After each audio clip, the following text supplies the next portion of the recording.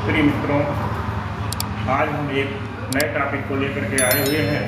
पिछली वीडियो में आपको रस के विषय में पढ़ा रहे थे, श्रृंगार रस और हास्य रस। अब उसके आगे जो है आज दो रस लेकर के आए हैं, एक करुण रस है और एक वीर रस है।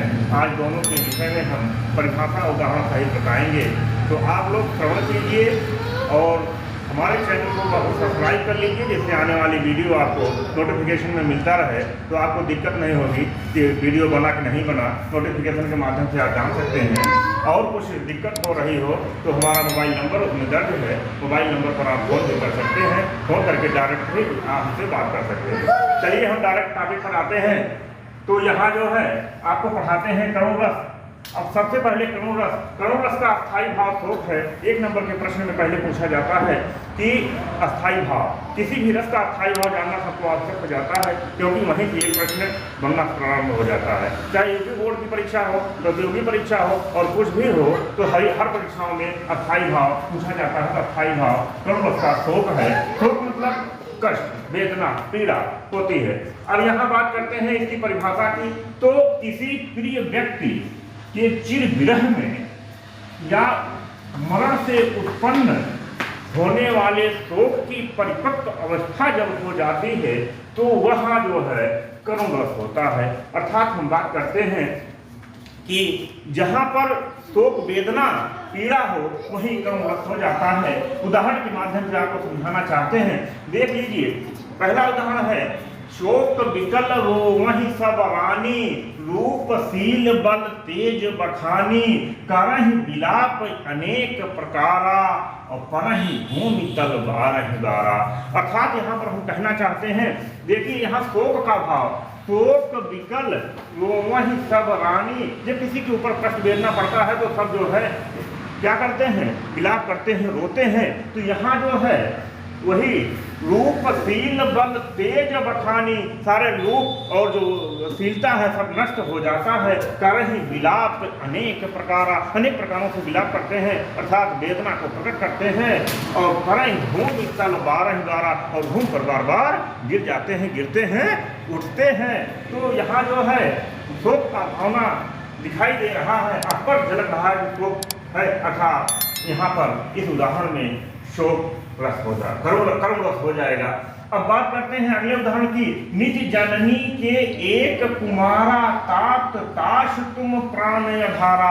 अर्थात किसी भी व्यक्ति के पास एक ही कुमारा मतलब पुत्र हो, एक ही पुत्र हो, तो तात ताश तुम प्राण अधारा, और वो भी खो जाए तो कहीं कहीं तात मतलब पिता के आगे वही एक प्राण का आधार हो जाता है। तो हम जो है कह सकते हैं कि उसके चिर विरह में जो है शोक रस का यहाँ पर संपादन हुआ है। अगला उदाहरण हम बताना चाहते हैं, चहु दिस कान कहीं तेरत, असुमन बहत पनारे। जब श्री कृष्ण जी जो है इधर उधर चले गए थे, जैसे आप लोगों को पता है कृष्ण लीला में देखे हैं कि जब एक गेंद तालाब में चला गया था, तो वो सर्प उसमें विषैला शेषनाग था, जिसके कारण सब उसमें कोई जाना नहीं चाहता था, जो जाता था मर जाता था। तो वहाँ पर जो है कृष्ण जी जब उसमें गए थे तो सब इधर उधर खोज रहे थे, कहाँ गए हमारे लल्ला। तो वहाँ चहुदिस कान कहीं तेरत मतलब खोजना, वहाँ जो है चारों दिशाओं में कान अपने पुत्र का नाम लेकर के चिल्लाती हैं, और आंसुअन बहत पनारे, और आंखों से आंसू की धारा बहती चली जाती है। तो कहीं कहीं शोक का भाव हो रहा है, तो शोक के कारण यहाँ पर करुण रस हो रहा है। आपको अन्य उदाहरण के माध्यम से बहुत सारे उदाहरण हैं जो कि इसमें है, और पीडीएफ के माध्यम से आपको मिलेगा। अब बात करते हैं वीर रस की। वीर रस जो है, वीर रस का अस्थाई भाव उत्साह, अर्थात किसी के अंदर उत्साह भर देना जो है वीर रस कहलाता है। तो हम बात करते हैं जहाँ पर वीरता का भाव होता है वहीं वीर रस हो जाता है। तो अस्थाई भाव इसका उत्साह से भर जाना चाहिए, परिभाषा है। जहाँ पर उत्साह नामक अस्थाई भाव जब विभाव आदि के संयोग से परिपक्व अवस्था को मतलब पूर्ण अवस्था को जब प्राप्त कर लेता है, तो वहाँ पर जो है वीर रस हो जाता है। इसमें वीरता की बात करें तो ये 4 प्रकार के होते हैं। युद्ध वीर, दानवीर, धर्मवीर, दयावीर, अलग अलग उदाहरण सबके होते हैं, लेकिन ये कंपटीशन की परीक्षाओं में पूछा जाता है।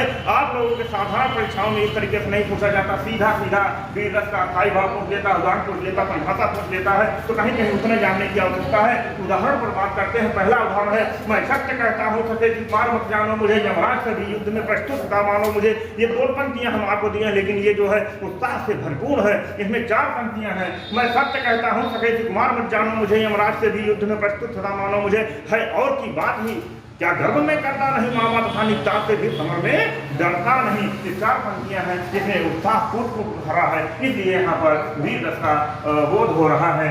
बात करते हैं छोटा उदाहरण। बच्चे चाहते हैं कि यूपी बोर्ड में हम छोटा सा उदाहरण पा जाए, हम लिख दें 1 लाइन 2 लाइन में, तो आपको बहुत पहले बताया गया है। वीर तुम बढ़े चलो, धीर तुम बढ़े चलो, सामने पहाड़ हो, सिंह की दहाड़ हो, तुम कभी डरो नहीं, तुम कभी कूदो नहीं। तो यहाँ पर जो है ही वीरता का भाव प्रबोध हो रहा है, इसलिए भी इसमें भी वीर रस हो जाएगा। अगले उदाहरण की बात करें, मानव समाज में अरुण पड़ा, जल जंतु बीच में वरुण पड़ा, इस तरह भटकता राणा था मानव सड़कों में गरुण पड़ा। जैसे यहाँ पर वीरता का बोध हो रहा है कि वहाँ जैसे मानव समाज में अरुण पड़ा, जल जंतु बीच में वरुण पड़ा, जैसे जल के बीच में वरुण पड़ जाए और उसी के समान इस तरह भटकता राणा था। राणा प्रताप का यहाँ पर वर्णन कर रहे हैं कि जब वो मैदान में कूदते थे तो इस तरह भटकता राणा था मानो सड़कों में गरुड़ पड़ा। ऐसा कि सड़कों का झुंड हो, उसमें एक गरुड़ आ जाए तो सर्प क्या करेगा, सब इधर छिटक जाते हैं क्योंकि उसका आहार हो जाता है। इसी प्रकार राणा प्रताप जो है उसमें कहीं कहीं जो है जब युद्ध के मैदान में अपने चेतक के साथ घुसते थे तो वहाँ पर जाते थे तो एक खलबली मच जाती थी, वीरता का बोध होता था। इसलिए यहाँ पर भी वीर रस है। मेरे प्यारे मित्रों, मेरे शिष्यों, मैं सबसे अनुरोध करता हूँ कि देखिए छोटा छोटा वीडियो आपको मिलता रहेगा। हर हम रस में, अलंकार में, छंद में, सब में एक छोटा छोटा वीडियो आपको देते रहेंगे, जिससे कि आपकी बोर्ड की परीक्षा में कहीं कहीं बहुत बेनिफिट मिलने वाला है। डायरेक्ट आपको हिट मिलेगा, जिससे कि आप कर सकते हैं। इसके लिए आपको अति आवश्यक है चैनल को सब्सक्राइब करिए और बेल आइकन को प्रेस करिए और बराबर जो है लाइक करते रहिए। बहुत बहुत धन्यवाद।